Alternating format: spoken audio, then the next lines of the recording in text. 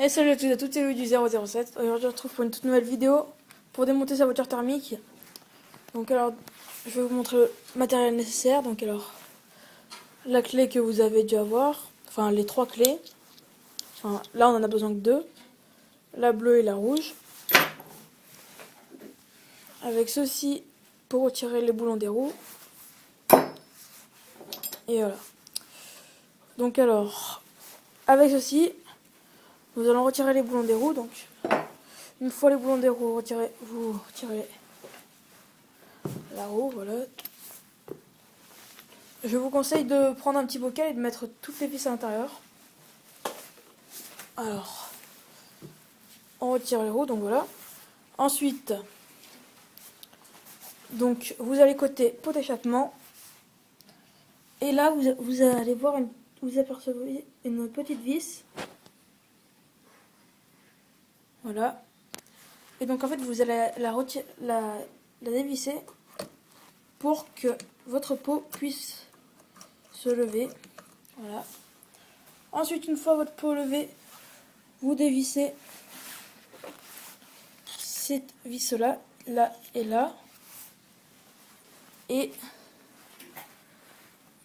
elle et elle.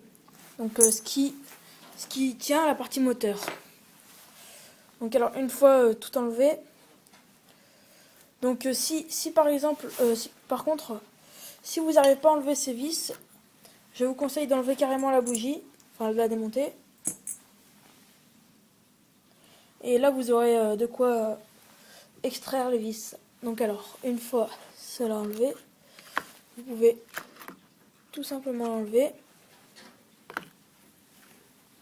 en retirant le cerveau, hein, qui reste pas attaché. Ne le cassez surtout pas le cerveau. Donc voilà, vous le posez. Ensuite, donc là moi j'ai retiré les tuyaux, donc on les retire. Voilà.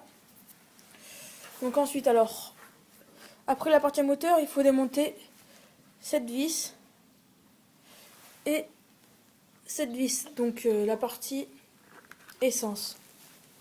Vous voyez là, vous avez l'essence. Ensuite là, nous allons la partie électronique.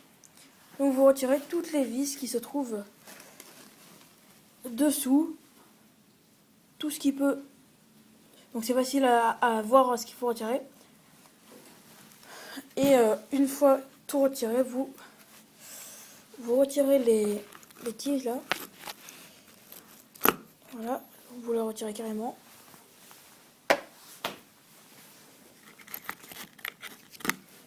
Donc moi j'ai déjà enlevé toutes les vis, hein, pour pas que ça dure longtemps. Et ensuite, une fois les vis toutes enlevées, vous pouvez la retirer. Donc voilà. Et j'ai oublié de vous dire aussi, vous enlevez l'aileron et la carrosserie. Donc si vos ressorts, vos suspensions sont très très sales, vous pouvez carrément les retirer pour bien les laver. Moi je les laisse, ça passe bien quand je les lave. Et voilà, donc on se retrouve pour une prochaine vidéo pour vous montrer ce qu'il faut laver à l'eau et ce qu'il faut laver à sec. Allez, à toutes.